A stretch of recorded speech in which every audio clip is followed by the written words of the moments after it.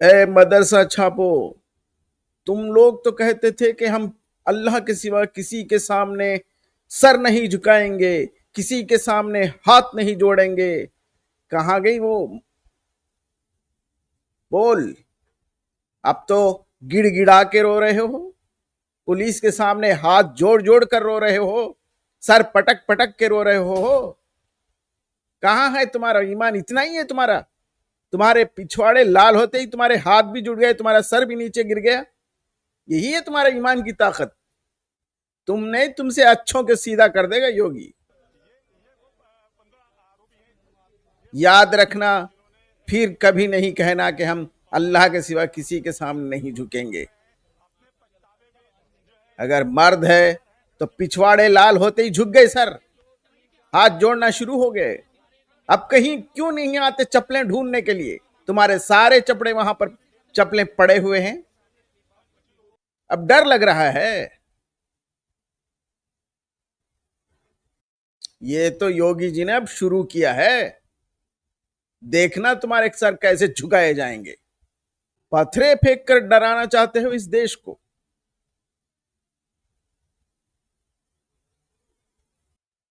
भीड़ जमा कर डराना चाहते हो? ये अब चलने वाला नहीं है, याद रखना। अच्छे अच्छों के पिछवाड़े लाल हो जाएंगे। तुम्हारा ये अलतकिया अब नहीं चलेगा। रहना है शांति से, अमन से रहो। अगर दंगा फैलाने की कोशिश करोगे तो इसी तरह तुम्हारे पिछवाड़े लाल किए जाएंगे। कहां है तुम्हारा बरेली का राजा? बहुत चिल्ला चिल्ला कर बोलता था। कहां है वो मदनी? कहां है वो वैसी जो कभी भी कहता था कि हम किसी के सामने हमारी कौम सर नहीं झुकाएगी, किसी के सामने हम हाथ नहीं जोड़ेंगे, गर्दन कटवाएंगे लेकिन गर्दन झुकाएंगे नहीं। कहां है बे वो मदरसा मूर्खो? ये ललकार कहां दबा दी तुम लोगों ने आज? दो लाठी पिछवाड़ों पे पड़ते ही ईमान बिक गया, छूट गया तुम्हारा, सांस पलट गई, सर भी झुक गया, हाथ भी जुड़ गए।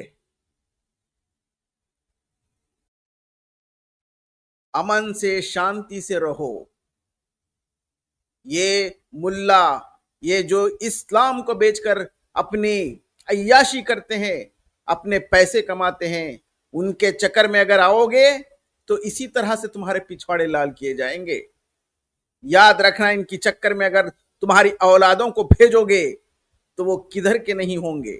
अब तो भी समझो, कम से कम मुसलमानों, अकल ला लो, अभी सुधर जाओ। तुम्हारे छोटे छोटे नौजवान लड़कों को इन मुल्लाओं के पीछे भेजोगे तो उनके पिछवाड़े इसी तरह से लाल किए जाएंगे। वो तो इनको सामने रखकर लाखों करोड़ों रुपए कमाएंगे, तुम भीख मांगोगे, तुम्हारा घर गिर जाएगा, तुम्हारी दुकान गिर जाएगी, तुम रोड पर आओगे।